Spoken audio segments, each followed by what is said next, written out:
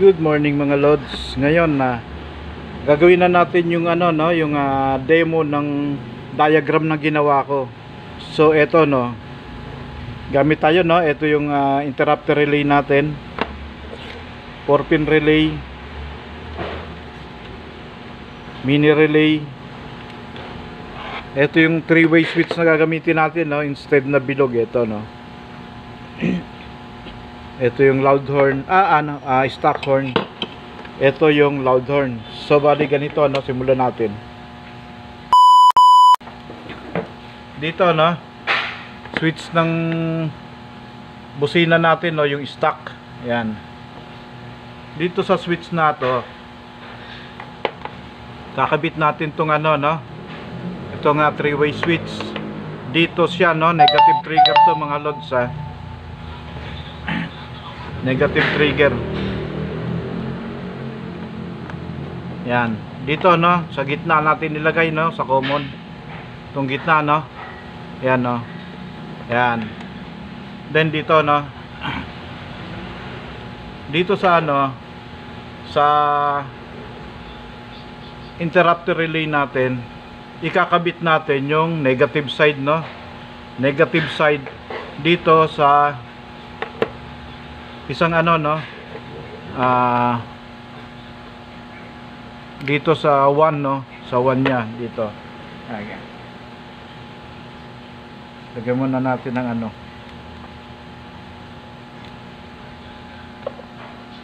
yan dito sa 1. Kakabit natin itong negative itong line side line side itong negative. Yan, dahil negative trigger tayo so negative ang kukunin natin.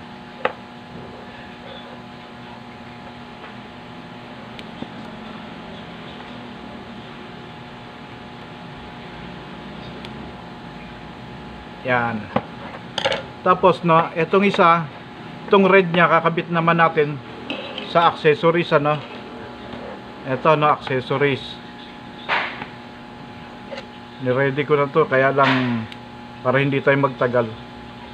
Yan, itong red nakakabit sa accessories. Then dito tayo dito tayo sa mini relay. Etong mini relay, etong normally open etong normally close hindi natin gagamitin. Etong normally open yan. Eto 86 85, 86 at saka itong 30 so bali dito tayo etong 87 na to 87 ikakabit natin dito sa sa isang panang busina natin stock horn.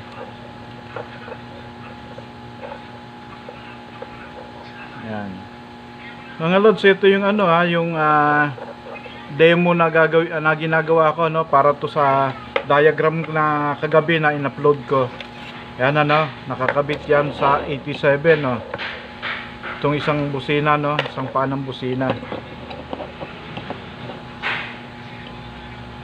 Tapos itong isang palitan natin ng itim meron naman dito ito palitan natin itong black na to, gawin natin black. Yan tapos yung isang panang busina lalagay natin sa ground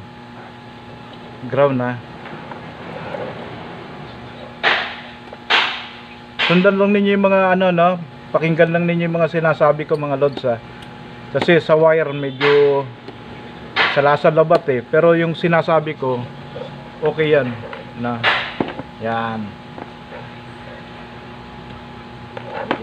yan tayo yan. Then ito ito nga 86 sa accessories din ito 86 ng mini relay. Dito na natin sama na lang natin dito accessories din naman to yan, para hindi masyadong maraming wire. Pero sa accessories nyo ilalagay mga lods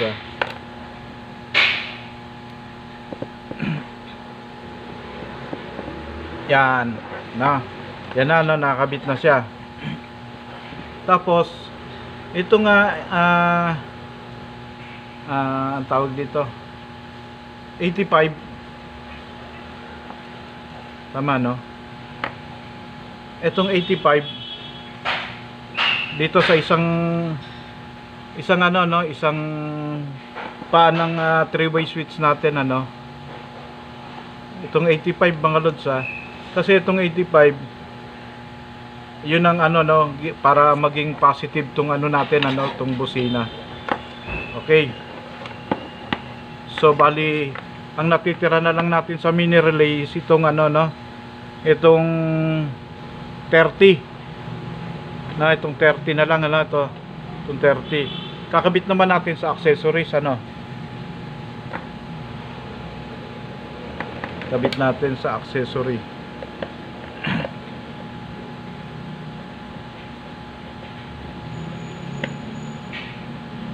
So bali ito no, itong 86 tanggalin natin. Dito na lang natin isama no, as accessories din. Total accessories din ang ano natin eh. Isama na natin tong 30 at saka 86 ano. Pagsamahin na natin. Doon na lang natin ikabit sa ano no, accessories.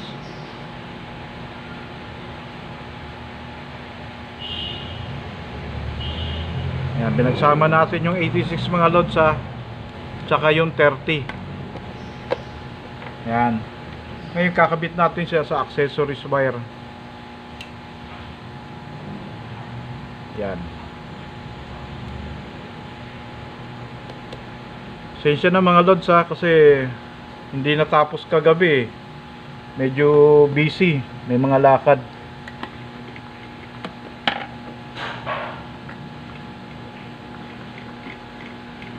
Yan, so bale na, ito na yung 30 tsaka 86 ng mini relay pinagsama natin, kinabit natin dito sa accessories ano. Then yung 85 nakakabit yung 85, itong green na to, nakakabit dito sa isang switch ano. Yan, so bali dito na lang tayo sa focus tayo dito sa dalawang ano no, dalawang yellow na yan. Yan dalawang yellow na yan ikakabit naman natin dito sa ano no, sa transparent relay na to no.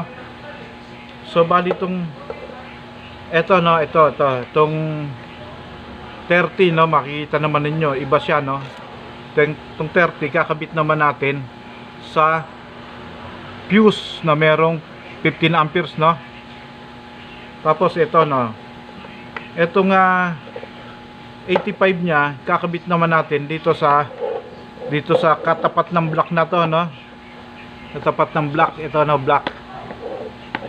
Itong output niya no, itong 85.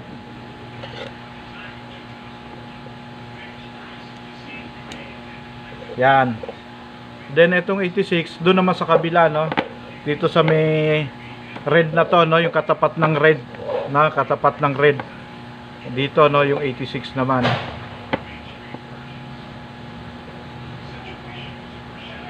So ito na lang no. Dito naman tayo.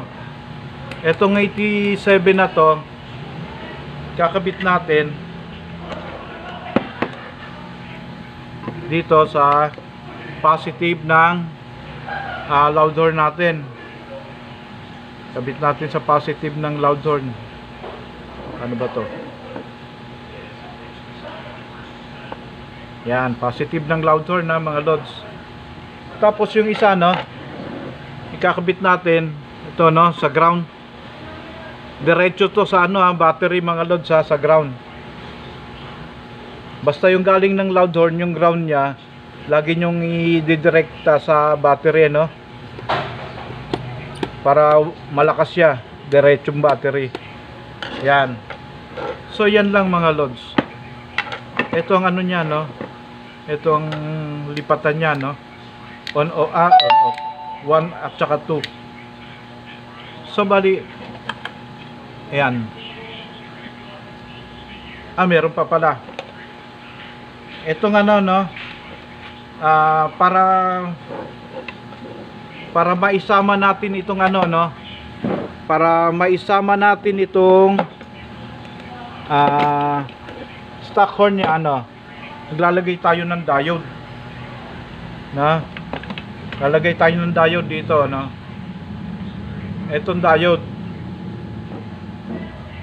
diode na to, itong may markings na to, itong may markings, papunta yan doon sa stock horn natin, itong itong walang marking papunta dito sa 87 dito, 87 ng ng relay, ng 4-pin relay natin. Tapos ito ikakabit din natin sa 87 din ng ng mini relay. Diyan din natin siya ikakabit. Para pag bumusina tayo sa loud horn, sasabay yung yung stock horn. Ayan yun mga lods, diode lang ginamit natin. Ito na siya.